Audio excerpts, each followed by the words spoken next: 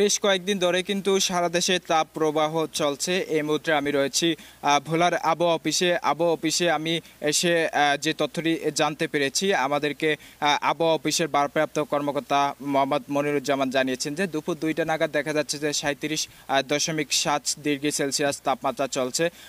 আমরা এসে দেখতে পেয়েছি। তবে আমি যদি একটি বিষয় আপনাদেরকে জানিয়ে রাখি, এর আগে কিন্তু আমি নতুন বাজার এলাকায় আমি ঘুরে দেখতে পেরেছি যে এখানকার যে রিক্সা চালক রয়েছে তাদের সাথে আমি কথা বলে জানতে পেরেছি। তারা আমাদেরকে জানিয়েছেন যে আসলে দেখা যাচ্ছে যে এই তীব্র গরমের কারণে কিন্তু তারা গাড়ি চালাতে বিভিন্ন ধরনের সমস্যা হচ্ছে এবং দেখা যাচ্ছে তারা এই গাড়ি চালাতে পারতেছে না। তবে দেশের বিভিন্ন জায়গায়ও দেখা যাচ্ছে যে আসলে হিট স্ট্রোকে কিন্তু অনেকেই মারা যাচ্ছেন। এই ভয়ের কারণে কিন্তু তাদের মধ্যে একটা আতঙ্ক বিরাজ করেছেন। এই আতঙ্ক বিরাজ করার ফলে কিন্তু তারা অনেকেই বের হচ্ছেন না গাড়ি নিয়ে বা রোজগার করছেন না। আমি অনেকের সাথে কথা বলে এই বিষয়টি নিশ্চিত করেছি। তবে আরেকটি বিষয় যদি আমি আপনাদেরকে জানিয়ে রাখি, ভোলায় দেখা যাচ্ছে যে আজকে দুপুর 1টা নাগাদ কিন্তু ইসলামী ছাত্র আন্দোলনের বেশ কয়েকটি জায়গায় দেখা যাচ্ছে ইসলামী ছাত্র আন্দোলনের পক্ষ থেকে কিন্তু মাঠা নামের একটি শরবত রয়েছেন। এই শরবতটি কিন্তু যেই রিক্সা চালক রয়েছেন তাদের মাঝখানে কিন্তু তারা বিতরণ করেছেন এবং